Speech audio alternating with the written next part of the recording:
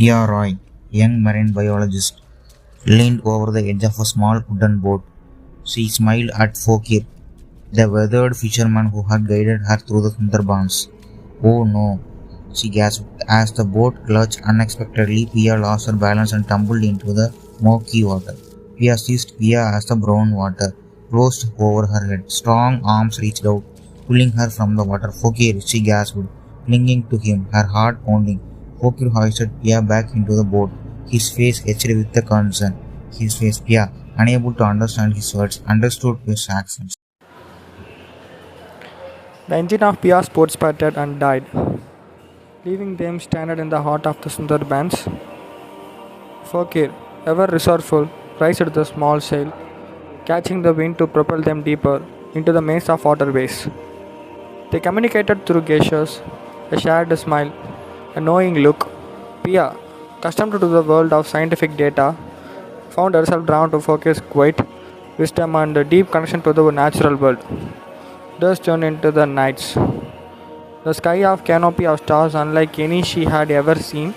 His voice, roughened by the sea air, carried a hunting melody that seemed to echo the very soul of the Sundarbans. Pia, though she couldn't understand the words, felt the emotion in his voice, a deep longing, a profound connection to this land. The silence of the mangrove forest was broken only by the gentle lapping of water against the hull of the boat. Priya traced her fingers through the cold water, lost in thoughts. They were stranded at the mercy of the tides and the whims of the Sundarbans. Fakir, ever pragmatic, had already set about making them comfortable as possible. Dark, ominous clouds gathered on the horizon, promising a storm. A storm is coming, she whispered, feeling a tremor of fear run through the sensing her anxiety, placed a reassuring hand on her shoulder.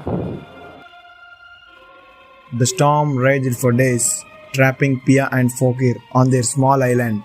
Huddled in their makeshift shelter, Pia felt a growing sense of unease. Fokir, sensing her fear, began to speak. He recounted the legend of Bon Bibi, the protector goddess of Sundarbans. Bon Bibi loves the forest and its creatures fiercely. She protects those who respect her domain. But beware of Dokin Rai, the demon of the forest.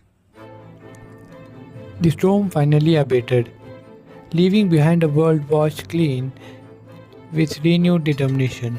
Pia and Fakir set about repairing the boat, their destination Garjantola, a remote island rumored to be frequented by river dolphins. They reached Garjantola as the sun began to dip below the horizon. Fresh tiger tracks etched the soft mud near the water's edge. The discovery of the tiger tracks cast a pall over the arrival at Garjantola. Pia, though excited to be at the heart of her research, couldn't shake off a feeling of unease. Fakir, ever vigilant, insisting on setting up camp further inland, away from the water's edge. We would set up camp further inland, away from the water's edge. As they ate their evening meal, a figure emerged from the dense undergrowth. It was Nirmal, a fellow researcher and Pia's contact the Sundarbans. Pia, you must be careful. The forest is unpredictable and the tigers they are always watching. He greeted Pia with unfamiliarity that made her uncomfortable, his eyes lingering on her with an intensity she found unnerving. Fakir watched the exchange, his dark eyes unreadable. He understood little of their words, but the tension in the air was palpable. Thinking, I see the way Nirmal looks at Pia, the possessiveness in his gaze. I must protect her. The sky turned a sickly yellow-green as the first drops of rain began to fall. The wind picked up, wiping the water into frenzy. The storm was upon them. We need to abandon camp and seek higher ground. Nirmal urged Pia to abandon camp. Fakir shook his head. We won't outrun the storm. Our only hope is find shelter and ride it out.